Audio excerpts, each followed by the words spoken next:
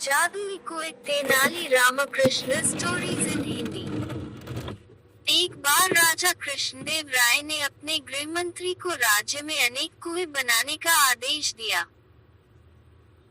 गर्मियां पास आ रही थी, इसलिए राजा चाहते थे कि कुएं शीघ्र तैयार हो जाए ताकि लोगों को गर्मियों में थोड़ी राहत मिल सके।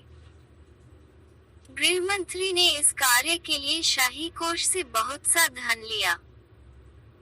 शीघ्र ही राजा के आदेशानुसार नगर में अनेक कुएं तैयार हो गए।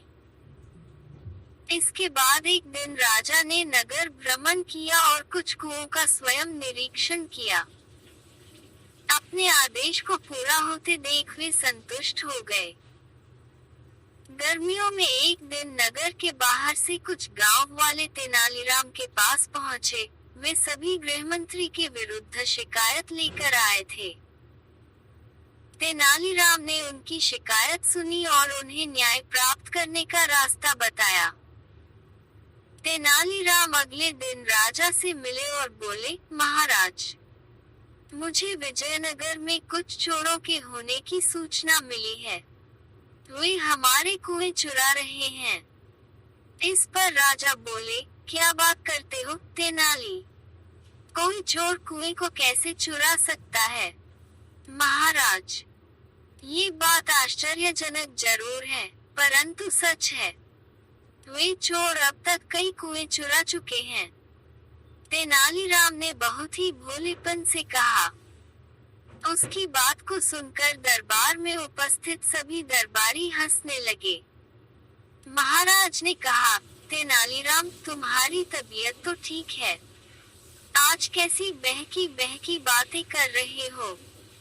तुम्हारी बातों पर कोई भी व्यक्ति विश्वास नहीं कर सकता।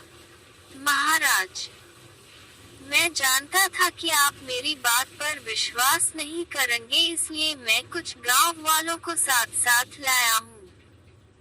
वे सभी बाहर खड़े हैं। यदि आपको मुझ पर विश्वास नहीं है तो आप उन्हें दरबार में बुलाकर पूछ लीजिए। वे आपको सारी बात विस्तार पूर्वक बता देंगे।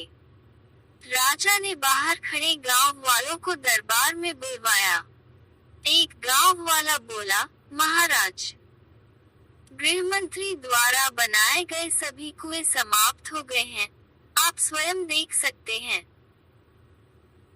राजा ने उनकी बात मान ली और गृह मंत्री तेनालीराम कुछ दरबारियों तथा गांव वालों के साथ कुओं का निरीक्षण करने के लिए चल दिए।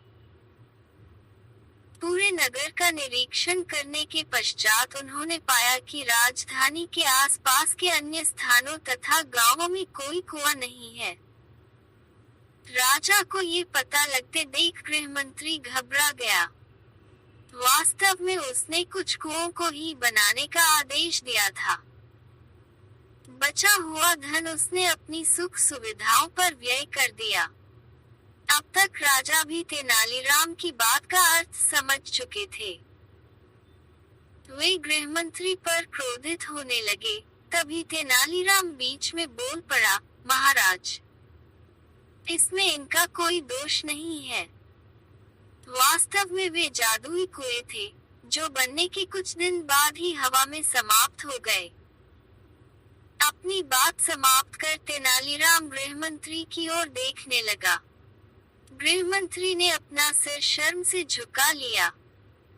राजा ने गृह मंत्री को बहुत डांटा तथा उसे 100 और कुएं बनवाने का आदेश दिया।